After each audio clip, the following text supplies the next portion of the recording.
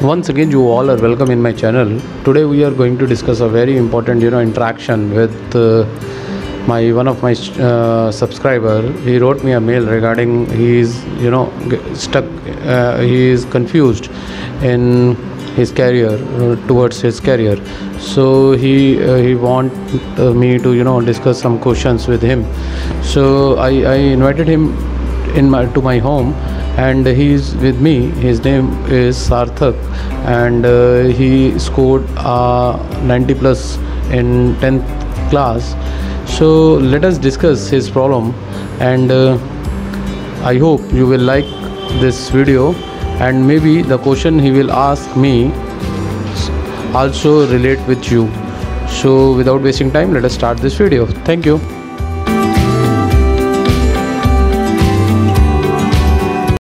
सार्थक, आप मेरे से आपके क्या क्वेश्चंस हैं, आप मेरे से क्या क्वेश्चंस, आपकी क्वेरीज हैं? तो सबसे पहले तो आप अपने बारे में बताइए कि आपके 10th में क्या स्कोर है। और आपने मुझे मेल डाला था जिसमें आपने पूछा था कि आप मेरे से कुछ क्वेरीज करना चाहते थे अपने कैरियर के रिगार्डिंग। तो आप बताइए आपके क्या क्वेश्चंस हैं। सबसे पहले आप अपना डिस्क्रिप्शन बताते हुए कि आपने कहाँ से 10th क्लास की है, कौन से स्कूल में पढ़ते हो और आपकी कितनी परसेंटेज थी। सबसे पहले आप मुझे ये बताइए, तो उसके बाद मैं आपको अच्छे से कैरियर गाइड कर पाऊँगा कि आपको आगे क्या करना चाहिए। सर मेरे 10th में MM पब्लिक स्कूल से CBSE बोर्ड में 93.5 परसेंटेज आई थी। और मैथ्स और साइंस में मेरे 90% मार्क्स आए थे। तो इस बिहाफ से मैंने आगे अपने स्कोप को थोड़ा देखते हुए मैंने नॉन मेडिकल स्ट्रीम चूज़ करी है, जिसके साथ मैंने EG लिया है। EG I think it is engineering graphics or engineering drawing. Earlier it is engineering drawing, or nowadays it is famous with the EG. Okay, in my time it is ED, basically engineering drawing. Okay, yes sir, very good. लेकिन मैंने ये भी देखा था कि कई friends जो है मेरे वो कंप्यूटर साइंस की तरफ ज़्यादा जा रहे थे। वो कहते हैं कि कंप्यूटर साइंस के बिना नॉन मेडिकल इतना बेनिफिशियल नहीं होता है। तो सर मुझे यही पूछना था कि मैंने EG लिए तो उससे आगे मेरा स्कोप कितना है, और आगे कोई उससे इफेक्ट पड़ेगा या नहीं पड़ेगा कि कंप्यूटर ना लियो मैंने। वेरी गुड, ये तो बहुत ही अच्छा क्वेश्चन आपने मेरे से पूछा है। एक्चुअली मुझे लगता है ये क्वेश्चन केवल तुम्हारा नहीं है, ये कई लोगों के माइंड में ये डाउट होगा। एक्चुअली इंजीनियरिंग ड्राइंग आपने सब्जेक्ट ऐसे ऑप्ट किया है, और आपके कुछ फ्रेंड्स ने कंप्यूटर साइंस ऑप्ट किया है, और आपका क्वेश्चन ये है कि मैंने कुछ गलती तो नहीं कर दी है, या मेरे को क्या बेनिफिटेड होगा इंजीनियरिंग ड्राइंग को पढ़ के। Very good. देखो दोस्तों, अगर आपको इंजीनियरिंग करनी है अगर आपने इंजीनियरिंग करनी है, आपने ठाना हुआ है कि मुझे इंजीनियरिंग करनी है, तो एक तो बेनिफिट आपको इंजीनियरिंग ड्राइंग लेने का ये होगा, क्योंकि फर्स्ट ईयर इंजीनियरिंग के अंदर कोई भी आप ब्रांच से करो, चाहे वो mechanical, electrical, electronics, computer science, IT, आपको engineering drawing as a subject पढ़ना पड़ेगा। और अगर आप वो सब्जेक्ट अभी से पढ़ लेंगे तो आपको एक फर्स्ट ईयर में आपके ऊपर इतना प्रेशर नहीं होगा उस सब्जेक्ट को पढ़ने का। और दूसरा, इंजीनियरिंग ड्राइंग जो है वो एक बहुत स्कोरिंग सब्जेक्ट है, तो आपके परसेंटेज में भी ये मदद करेगा लाने में। हालांकि परसेंटेज मैटर नहीं करती, क्योंकि आगे आपको एंट्रेंस के थ्रू ही इंजीनियरिंग में दाखिला मिलने वाला है। और अब बात बताइए कि कंप्यूटर साइंस से इसको रिलेट करें। डेफिनेटली कंप्यूटर साइंस वाला जो बच्चा है वो अभी से ही उस नॉलेज को गेन कर लेगा, क्योंकि आज की डेट में 11th क्लास और 12th क्लास में ही C++, पाइथन, ये सब प्रोग्रामिंग लैंग्वेजेस पढ़ाई जा रही हैं, और इंजीनियरिंग का ये बहुत ही इम्पॉर्टेंट बेस है। तो मैं तुम्हें ये सजेस्ट करूँगा कि आपने इंजीनियरिंग ड्राइंग लिया, ये तो एक अपना स्किल सेट है, ये तो बहुत ही अच्छा है, क्योंकि without engineering drawing engineer complete नहीं होता। लेकिन हाँ, अगर आपको कंप्यूटर साइंस और IT की फील्ड में जाना है तो आपको ये लैंग्वेजेस आपको दोबारा से पढ़नी पड़ेगी जब आप कंप्यूटर। तो मैं आपको ये एडवाइस करूँगा कि साथ साथ आप इन C++, जो कि एक बहुत ही बिगन लेवल का कोर्स है, और आजकल बहुत ज़्यादा ऑनलाइन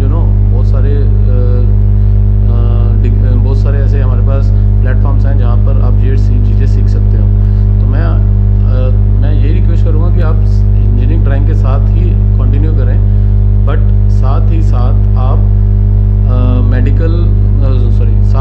कंप्यूटर साइंस के C++ को बेसिक्स को ज़रूर स्टार्ट करें। अब तुम्हें इससे रिलेटेड कोई क्वेश्चन है तो आप मेरे से पूछिए कि कैसे C++ कुछ। सर हम C++ हम कैसे सीख सकते हैं वगैरह, मतलब राइट, उसके आगे स्कोप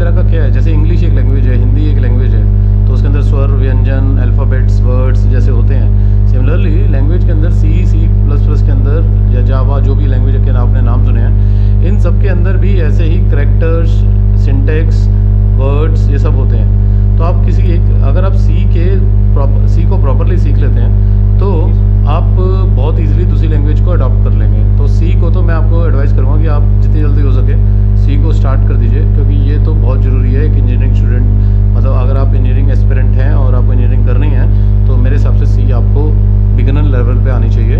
और इसके लिए आप कोई भी ऑनलाइन कोर्स ज्वाइन कर लीजिए और उनका पेपर दे करके आप वहाँ से सर्टिफिकेट भी गेन कर सकते हैं। सर मैंने 12th के बाद मैंने सोचा था कि मैं एनडीए डिफेंस सर्विसेज में जाऊंगा, तो फिर डिफेंस सर्विस में मुझे किस चीज़ पे ज़्यादा फोकस होना चाहिए? ये एम आपका बहुत अच्छा है डिफेंस सर्विसेज का। कई बच्चों का एम होता है डिफेंस में जाने का, या आपको मैं बताऊँ बीएसएफ में जाने का, बॉर्डर सिक्योरिटी फोर्सेस में जाने का, एयरफोर्स में जाने का, मर्चेंट नेवी में जाने का, नेवी में जाने का। देखिए इसके लिए आप लोगों को, आपको ये पता होना चाहिए सबसे पहली बात कि इसके लिए आपको पीसीएम कम से कम 70% चाहिए। अगर मर्चेंट नेवी में आपने जाना है तो मर्चेंट नेवी की बात करते हैं सबसे पहले। अगर मर्चेंट नेवी में जाना है तो आपको 70% पीसीएम चाहिए, उससे नीचे कोई मर्चेंट नेवी में आपके पास स्कोप नहीं है। और मर्चेंट नेवी के अंदर कई तरीके के फॉर्म्स निकलते हैं जो कि 12th के बेसिस पे ही वो आप लोगों को पिक कर लेते हैं, 12th के पीसीएम के बेसिस पे ही मर्चेंट नेवी में पिक कर लेते हैं। और ये बहुत ही अच्छा, और फिर आगे की फर्दर स्टडी वो मर्चेंट नेवी में ही आप लोगों को पूरी करवाते हैं। तो एक तो ये ऑप्शन है आपके पास। दूसरा है एनडीए का। एनडीए के लिए आपको क्या करना है, एनडीए के लिए एक एनडीए का एग्ज़ाम होता है जो कि 12th के बाद होता है, और ये आप अपने फर्दर 2 या 3 अटैम्प्ट और दे सकते हो 12th के बाद। इसके अंदर जब आप, और एनडीए के अंदर ये यूपीएससी का एग्ज़ाम है, यूपीएससी कंडक्ट कराता है और साल में इसके फॉर्म 2 बार निकलते हैं। आपको इस पेपर में, अगर आप पेपर क्लियर करते हो तो आपके पास 4 ऑप्शन होती हैं, या तो आप नेवी में जाओगे, या फिर आप आर्मी में जाओगे, या फिर आप एयरफोर्स में जाओगे। तो ये ऑप्शन जो है ये आपके स्कोर पे और कैडर के ऊपर डिपेंड करता है। देखिए नेवी एनडीए का पेपर क्रैक करना बिग डील नहीं है, वो आसान है, लेकिन उसके बाद जो इनकी ट्रेनिंग होती है वो बड़ी हार्ड होती है। तो उसके अंदर अगर आप कमिटेड हैं कि हाँ मुझे एयरफोर्स में जाना ही जाना है, या मुझे नेवी में जाना है, मेरे को देश की सेवा करनी है, तो आपको वो ट्रेनिंग जो बहुत हार्ड ट्रेनिंग होती है, लेकिन आप उसके बाद सीधा सेकंड लेफ्टिनेंट लग जाते हैं। तो बहुत ही अच्छी जॉब है, बहुत ही अच्छा स्किल है, और इसके बाद आपकी पूरी फैमिली और मतलब आपका फ्यूचर बहुत सिक्योर्ड है। तो मैं तो यही कहूँगा कि आप एनडीए को भी एक अपना ऑप्शन बना करके चल सकते हैं। और सर अगर जैसे मैं एनडीए का ट्राई करूँगा, लेकिन अगर एनडीए के अलावा मैं इंजीनियरिंग साइड में मैं किस चीज़ में आगे जा सकता हूँ? जैसे मेरे मैथ्स में और साइंस में 90% आए थे, और मुझे प्रैक्टिकल्स करने में अच्छा लगता है कि फ़िज़िक्स के प्रैक्टिकल्स जो होते हैं और केमिस्ट्री के। तो आगे मैं केमिस्ट्री की स्ट्रीम में जैसे मेडिक्स में जाऊँ, जो बी फार्मा वगैरह होता है उनमें, या फिर बीटेक, बीएससी, किस में हम राइट।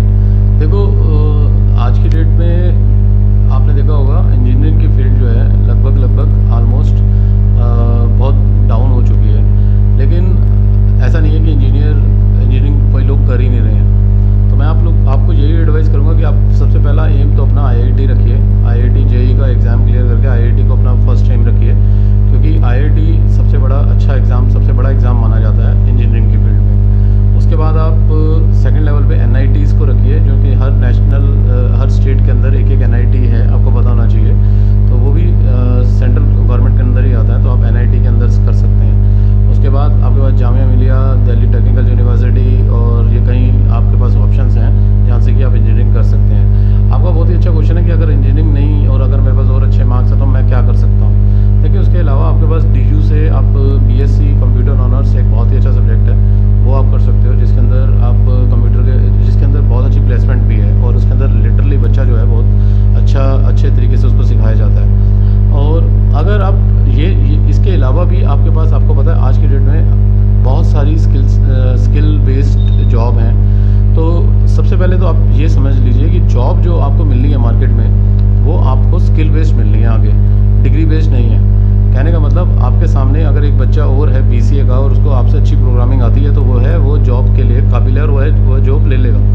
तो आपको आने वाले टाइम में आपको अपनी स्किल पे ज़्यादा जोर देना है, और स्किल से मेरा मतलब है आप कुछ भी जो चीज़ सीख रहे हो उसको पूरा डेडिकेटली लगन के साथ सीखिए और उसके अंदर अपने आप को चैम्पियन बनाएं, चाहे वो प्रोग्रामिंग ही क्यों ना हो। तो अगर आपको इस तरीके से आप किसी चीज़ के अंदर चैम्पियन हैं तो आप कंपनी के लिए एक एसेट हैं, और बाकी सब चीज़ें तो हम कंपनियों में जाके सीखते ही हैं। तो मेरा तो मानना यही है कि आप चाहे आपका फील्ड्स तो न्यूमरस हैं, लेकिन आप जिस फील्ड में काम करें उसको बहुत अच्छे से करें कि आपके मुकाबले में कोई दूसरा बंदा ना हो। और स्किल्स में आप अपनी स्किल्स को परफेक्ट रखें, और जितना ज़्यादा उसके ऊपर काम प्रैक्टिकल, जैसे आप कह रहे हो आपको प्रैक्टिकल का शौक है, आप जितने प्रैक्टिकल्स कर सकते हो उसको ज़रूर करें, तो उससे आपको जॉब के चांसेस आपके ज़्यादा हो जाएंगे। और सर मेरा एक क्वेश्चन ये था कि आगे कंप्यूटर से रिलेटेड बहुत स्ट्रीम्स होती हैं, तो मैंने अभी 11th में कंप्यूटर नहीं लिया है, तो बोर्ड में भी मैं उसे नहीं दे पाऊँगा, तो क्या बोर्ड में ही देना ज़रूरी है ताकि मैं आगे उस डिग्री के लिए मैं अप्लाई कर सकूँ? हाँ, नहीं ऐसा नहीं है।